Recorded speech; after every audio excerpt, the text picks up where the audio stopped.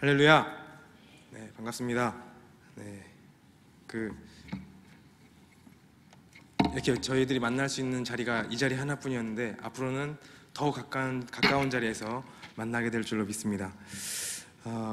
저는 우리 청년들이 여러분들이 날마다 부흥하는 삶을 살기를 원합니다.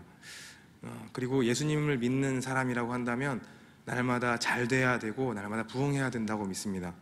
그리고 우리 한국교회 역시 여러분 예수마을교회가 이렇게 자라온 역사 역시 부흥의 역사였던 줄 믿습니다. 한국교회는 아주 폭발적으로 부흥을 했습니다. 당시에는 이제 교회를 개척만 해도 사람들이 천막으로 개척을 해도 이렇게 사람들이 잘 이렇게 오던 시대였습니다. 어떤 목사님은 이제 길가에서 예수천당 불신지옥 요 하나만 외쳤는데 사람들이 회개하면서 교회에 막 나오던 시기가 있었습니다.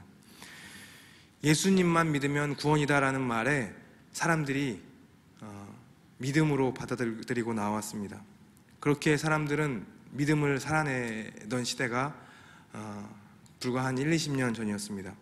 그런데 참 세상이 많이 변했습니다. 한국교회가 그 부흥을 경험하던 그 시기와는 다른 믿음의 모습을 보여주고 있습니다. 우리 믿음의 선조들은 조금 못 배웠지만 믿음을 가지고 살았던 것 같습니다. 그런데 우리들은 참 그렇게 살지 못하는 것 같습니다. 왜 한국교회가 이렇게 잘못 살고 있는가? 또 요즘 사람들은 덮어놓고 믿는다 그러면 또 무식하다 그러잖아요. 이성을 잘 활용하면서 믿어야지 무슨 덮어놓고 믿냐 그렇게 말하는데 참 어떤 것인지 참 알지 못할 때가 참 많은 것 같습니다. 그런데 오늘 본문인 고린도후서 6장을 보니까 이 바울이 고린도 교회에 편지를 쓸 때에도 지금 우리 상황과 좀 비슷했던 것 같습니다. 믿음을 가진 사람들이 믿음을 가진 것처럼 살지 않고 세상에 휩싸여서 살아가고 있었던 것 같습니다. 믿음은 믿음이고 삶은 삶이고 현실은 현실이고 이런 삶이었던 것 같습니다. 어느 정도였냐면은 고린도 교회 당시에는 자기들의 성적인 문제를 자랑하기까지 했다고 합니다. 영적인 삶과 내 실제적인 삶이 전혀 다른 거라고 생각했던 것입니다. 믿음 좋은 것은 믿음 좋은 것이고 교회 생활은 교회 생활이고 내가 이 세상에서 사는 것은 똑같이 사는 것이고 1절에 말합니다. 은혜를 헛되이 받지 말라 이렇게 말합니다. 은혜를 받았고 구원을 받았는데 왜 그렇게 사느냐는 말입니다. 믿음이 있는 사람처럼 살라는 말입니다. 여러분 어떤 여자가 이제 결혼한 여자예요. 여자가 남자랑 이제 결혼을 했죠. 결혼을 했는데 이 남자가 믿지 않는 사람이었다고 합니다. 그런데 이 남자를 전도를 하기 위해서 그렇게 노력을 했는데 남자가 안 넘어오더라는 거예요. 결혼하기 전에는 결혼만 하면 다 내 말을 들어줄 것 같은 남자가 막 찔리네요. 결혼만 하면 다 내 말을 들어줄 것 같은 남자가 결혼을 했는데 이제 잡힌 물고기에는 먹이를 주지 않는다고 참 은혜되지 않는 말이네요. 네. 결혼하고 나니까 마음이 싹 변하는 겁니다.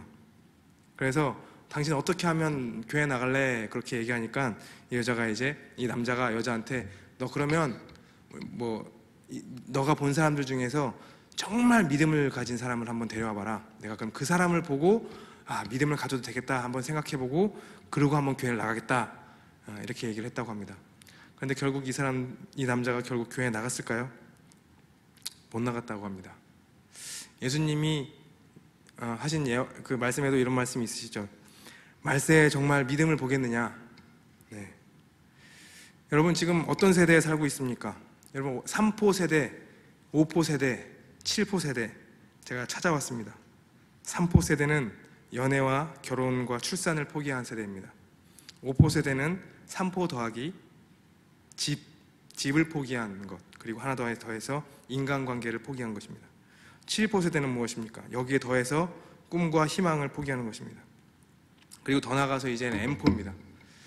아무것도 희망이 없는 시대가 바로 요즘 시대입니다. 요즘 청년들을 일컬어서 M포 세대라고 말합니다. 여러분들 얘기입니다. 희망이 없는 시대에 여러분 살아가고 있습니다. 그런데 이런 시대 가운데에서 믿음을 갖는 게 무엇입니까? 이미 세상은 다 이렇게 되어져 있는데 우리가 믿음을 가진다고 뭐가 달라진답니까? 믿음 있는 사람들은 어떻게 살아야 합니까? 이 세상 가운데서. 사실 저희들이 믿음이라는 말을 아주 폭넓게 사용하고 있기 때문에 여러 가지 의미로 이해할 수 있지만, 오늘 말씀을 통해서 하나님이 말씀하시고자 하는 믿음, 그것이 무엇인지 한번 얘기를 나눠봤으면 좋겠습니다.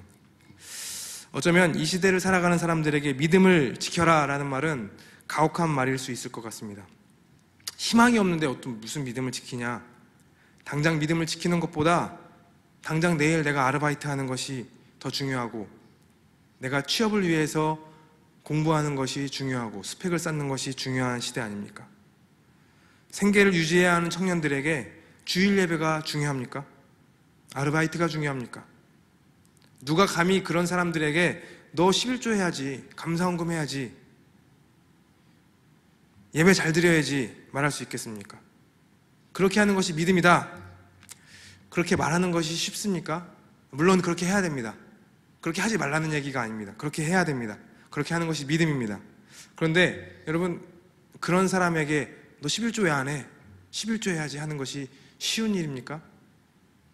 해야 됩니다. 해야 하지만 이렇게 말하고 권면하는 것이, 이런 사람들에게 너 믿음을 가져야지 라고 말하는 것이 쉬운 말이 아니라는 것입니다. 어떤 사람에게는 그 말이 어쩌면 상처가 될 수 있습니다. 당장 내가 내 삶을 살아내기에 급급한데, 이 상황에서 더 어떻게 할 수 없는 상황인데, 지금 이 시대가 이렇게 되어져 가고 있는데 나보고 도대체 어떻게 하라는 말인가, 상처가 될 수 있을 것 같습니다.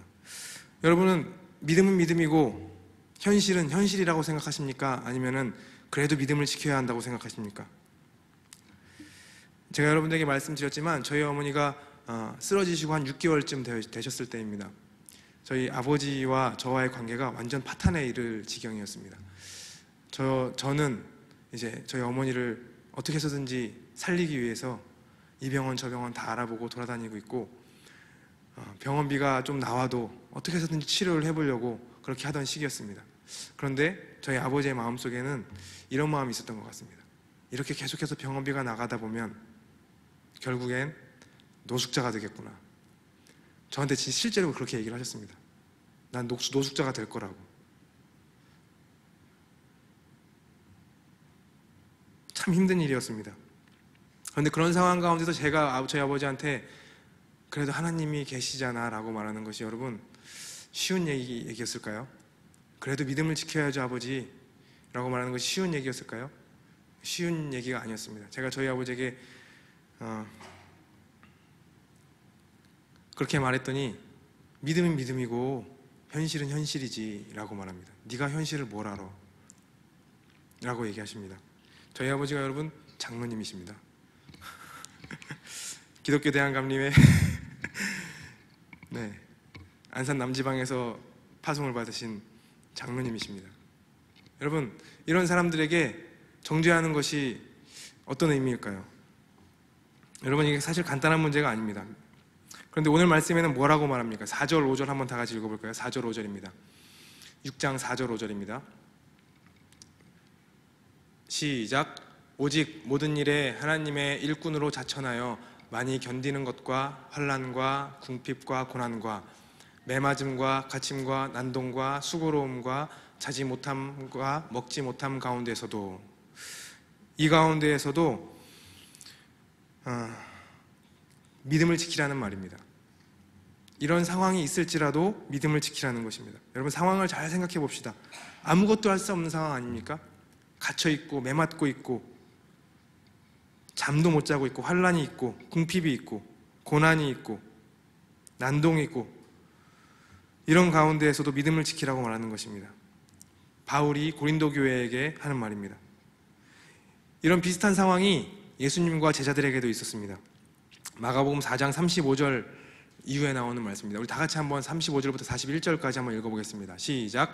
그날 저물 때에 제자들에게 이르되 우리가 저편으로 건너가자 하시니 그들이 무리를 떠나 예수를 배에 계신 그대로 모시고 가매 다른 배들도 함께 하더니 큰 광풍이 일어나며 물결이 배에 부딪혀 들어와 배에 가득하게 되었더라. 예수께서는 고물에서 베개를 베고 주무시더니 제자들이 깨우며 이르시되 선생님이여 우리가 죽게 되는 것을 돌보지 아니하시나이까 하니 예수께서 깨어 바람을 꾸짖으시며 바다더러 이르시되 잠잠하라 고요하라 하시니 바람이 그치고 아주 잔잔하여지더라. 이에 제자들이 이르시되 너희 어찌하여 이렇게 무서워하느냐 너희에게 어찌 믿음이 없느냐 하시니 예수님이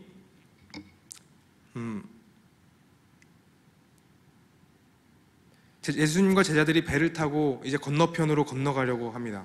이제 배를 탔습니다. 그런데 예수님은 잠이 드셨고 배가 뒤집힐 정도의 큰 풍랑이 일었다고 합니다. 여러분, 제자들이 뭐 하던 사람이었죠? 어부였습니다. 그런데 어부였으니까 배를 아주 잘 다뤘겠죠. 잘 다루던 이 사람들이 죽게 되었다라고 고백할 정도니까 정말 큰 풍랑이었던 것 같습니다. 그런데 제자들이 예수님을 막 깨웁니다. 예수님이 일어나시더니 바다를 한마디로 잠잠케 하시는 것입니다. 그리고 제자들에게 어찌하여 이렇게 믿음이 없냐 이렇게 말씀하십니다. 여러분, 똑같은 상황 아닙니까? 예수님 너무 매정하시지 않습니까? 죽게 되어서 문제가 있어서 예수님을 깨운 건데, 죽을 것 같아서 예수님을 찾아가가지고 주님 살려주세요 한 건데 이게 문제가 아니지 않습니까? 그런데 예수님은 믿음이 없다고 말합니다. 왜 예수님이 이렇게 말씀하셨는가 보기 위해서 제가 왜 이렇게 예수님이 하셨을까 보았더니 마가복음 4장 1절부터 9절에 힌트가 있었습니다. 예수님이 많은 사람들 앞에서 땅에 떨어진 씨에 대한 비유를 하십니다. 여러분 잘 알고 계시죠? 어떤 씨는 길가에 떨어지고, 어떤 씨는 새들이 와서 먹어버리고, 어떤 씨는 돌밭에 떨어져서 뿌리가 말라서 죽게 되고, 어떤 씨는 가시떨기에 떨어져서 결실하지 못하게 됩니다. 그리고 혹 어떤 씨는 좋은 땅에 떨어져서 30배, 60배, 100배의 결실을 얻는다는 것입니다. 제자들이 이 말씀을 들을 때, 이 비유의 말씀을 들을 때 이해를 잘 못했습니다. 잘 못하고 있으니까 예수님께 예수님 해석해 주세요 라고 말씀하시는 것입니다. 예수님이 말씀해 주십니다. 씨는 하나님의 말씀인데, 말씀이 잘 심겨지면, 좋은 땅에 잘 심겨지면 사탄이 와도 빼앗아가지 못하고, 환난이나 박해가 와도 넘어지지 않고, 염려나 유혹이 와도 넘어지지 않는다는 것입니다. 말씀이 잘 심겨진다면, 말씀이 저와 여러분들 가운데 삶에 잘 심겨진다면 어떤 일이 일어나도 믿음을 지킬 수 있다는 것입니다. 말씀이신 예수님이 함께 있다면, 그리고 나서 바로 4장의 이후에 나오는 오늘 제가 마지막에 읽은 말씀, 실전 연습에 들어간 것입니다. 예수님이 꾸짖으신 말씀은 말씀이신 예수님이 이 배에 함께 있는데 왜 두려워하느냐는 것입니다. 왜 걱정하면서 죽게 되었다고 고백하냐는 것입니다. 예수님이 말씀이 마음 가운데 있는 사람들이 왜 두려워하냐는 것입니다. 신앙은 신앙이고 믿음은 믿음이고 현실은 현실입니다. 여러분 맞습니까? 예수님은 이 문제를 배를 잘 다루는 수준으로 해결하는 것이 아니라 아예 문제 자체를 없애버리셨습니다. 초월적인 반전을 기다리는 것이 믿음입니다. 그리고 혹여 초월적인 반전이 없어도 그 상황을 견디고 살아내는 것이 믿음인 것입니다. 여러분 언제 그렇다는 것입니까? 말씀이신 예수님이 우리 마음에 계시기만 한다면, 우리가 믿음이 있다면, 예수님이 우리 마음의 주인으로 계시다면 두려움 없다라는 것입니다. 고린도후서 6장 말씀에 은혜를 제대로 받았다면 근심하는 자 같으나 항상 기뻐하고, 가난한 자 같으나 많은 사람을 부유하게 하고, 아무것도 없는 자 같으나 모든 것을 가진 자처럼 살게 된다는 것입니다. 여러분 사무엘상 17장에 나오는 다윗과 골리앗의 이야기를 잘 알고 계시죠? 다윗이 골리앗과 싸워서 골리앗을 쓰러뜨리는 내용의 본문입니다. 여러분들에게 설명을 하지 않아도 이미 다 알고 있는 내용일 것으로 알고 있습니다. 다윗이 여호와의 이름으로 물맷돌을 던져서 골리앗을 죽였습니다. 어떤 사람들은 다윗이 목자였으니까 이 물맷돌 연습을 열심히 해서 훈련을 잘해서 이게 잘 해냈다고 생각합니다. 근데 여러분 오늘 말씀에서 우리가 주목해야 될 것은 다윗이 골리앗을 이겼다는 데 있지 않습니다. 물론 다윗이 골리앗을 이겼기 때문에 성경에 기록되었고 우리에게 읽혀지고 믿음의 말씀으로 우리가 받아들이고 있지만, 하나님의 이름이 더럽혀지고 있는 순간에 여러분, 죽는다고 할지라도 여러분 싸워야 되는 것 아니겠습니까? 그런데 여러분, 17장 11절 말씀을 한번 보겠습니다. 다 같이 한번 읽어보겠습니다. 시작. 사울과 온 이스라엘이 블레셋 사람의 이 말을 듣고 놀라 크게 두려워하니라. 사울과 온 이스라엘 사람들이 두려워했다라는 것입니다. 하나님의 백성, 믿음의 조상의 자손들 아닙니까? 전능하신 하나님을 믿는 민족 아닙니까? 이들이 하나님의 이름이 더러워지고 있는 이 순간에 두려워 떨고만 있다라는 것입니다. 여러분, 당시의 왕이 누굽니까? 사울 왕이죠. 사울 왕도 두려워 떨고 있다고 말합니다. 사실 우리가 사울 왕을 아주 쉬운 사람으로 생각하는데 사실 사울 왕도 대단한 사람이었습니다. 사무엘상 14장 47절에서 48절에만 보면 사울 왕의 업적에 대해서 나옵니다. 다 같이 한번 읽어보겠습니다. 시작. 사울이 이스라엘 왕위에 오른 후에 사방에 있는 모든 대적 곧 모압과 암몬 자손과 에돔과 소바의 왕들과 블레셋 사람들을 쳤는데 향하는 곳마다 이겼고 용감하게 아말렉 사람들을 치고 이스라엘을 그 약탈하는 자들의 손에서 건졌더라. 사울이 이랬던 사람입니다. 그런데 이랬던 사울이 왜 오늘 17장 말씀에 보니까 왜 두려워 떨고 있냐는 말입니다. 도대체 사울에게 무슨 일이 있었길래? 제가 말씀을 주변을 잘 읽어보니까 힌트가 나와 있었습니다. 15장 26절입니다. 15장 26절에 이렇게 기록하고 있습니다. 사무엘상 15장 26절 제가 읽어드리겠습니다. 왕이 여호와의 말씀을 버렸으므로 라고 기록되어져 있습니다. 사울 왕이 여호와의 말씀을 버렸으므로 라고 기록하고 있습니다. 사울과 다윗의 큰 차이점입니다. 사울은 여호와의 말씀을 버린 사람이고 다윗은 하나님의 마음에 합한 사람이라는 것입니다. 다윗은 하나님의 말씀이 그 마음과 다윗의 마음과 같은 사람이라는 말입니다. 이런 사람들에게는, 이런 믿음이 있는 사람들에게는 죽음이 바로 코앞에 있는 상황이라고 해도 두려움 없이 믿음을 지킬 수 있다는 것입니다. 하나님의 말씀인 예수님을 우리 마음에 모신 저와 여러분들은 아무리 이 세대가 살기 어려운 세대라고 할지라도, 희망이 보이지 않는 세대라고 할지라도 낙심하면 안 됩니다. 두려워하면 안 됩니다. 믿음을 가지고 하나님을 붙잡고 나아갈 수 있어야 한다는 것입니다. 어떤 선교사님이 이렇게 얘기했다고 합니다. 선교지에 갔더니 우리 사모가 우울증에 걸렸다. 기도로 해도 안 되고 말씀을 그렇게 해도 안 됐는데 상담을 했더니 해결되었다. 참 이게 웃을 일입니까? 울어야 될 일입니까? 상담으로 해결된 것을 뭐라고 하는 것이 아니라 말씀과 기도로 안 된다는 것이 문제라는 것입니다. 복음서의 말씀처럼, 마가복음 4장에 있는 말씀처럼 만약에 말씀이 우리 가운데 잘 심겨져 있다면 우리 가운데, 이 세상을 살아가는 우리들 가운데 두려움이 없어야 한다는 것입니다. 히브리서 11장에는 예수님이 우리 함께 계시는 것을 믿음이라고 말씀하고 있습니다.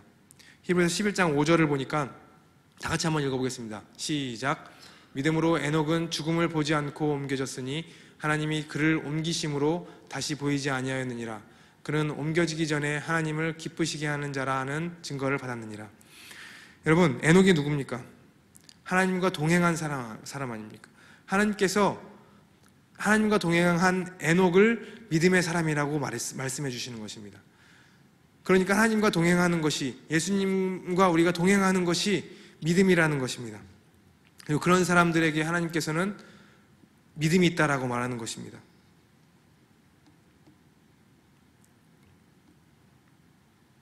하나님의 말씀이 마음에 있는 사람들을 가리켜 믿음이 있다라고 말하는 것입니다.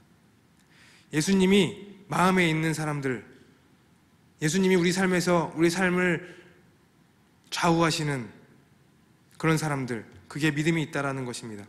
믿음이 있는 사람들에게는, 그런 사람들에게는 두려움이 없다라는 것입니다.